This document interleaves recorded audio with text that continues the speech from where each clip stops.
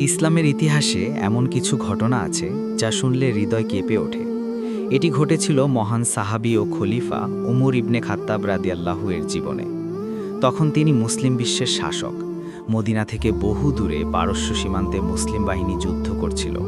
সেনাপতি ছিলেন সাহসী যোদ্ধা সারিয়া ইবনে জুয়াইম রাদিয়াল্লাহু। একদিন জুমার খুতবা দিচ্ছিলেন উমর রাদিয়াল্লাহু। সাহাবীরা মন দিয়ে খুতবা শুনছিলেন। হঠাৎ তিনি থেমে গেলেন। তার চেহারা বদলে গেল, চোখ যেন দূরে কিছু দেখছে।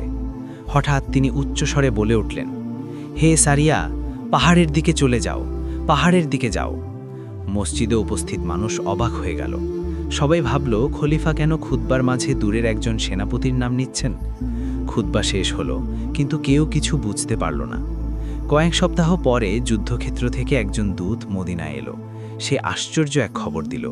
সে বলল, যুদ্ধের সময় মুসলিম বাহিনী শত্রু দ্বারা চারদিক থেকে ঘেরাও হয়ে গিয়েছিল।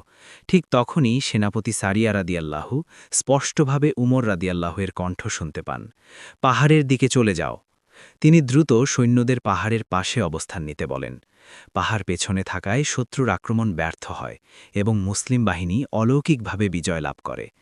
মদিনায় থাকা মানুষরা তখন বুঝলেন, আল্লাহ তাআলা তার প্রিয় বান্দাকে এমন ক্ষমতা দিয়েছিলেন যাতে দূরবর্তী যুদ্ধক্ষেত্রের অবস্থা তিনি উপলব্ধি করতে পেরেছিলেন।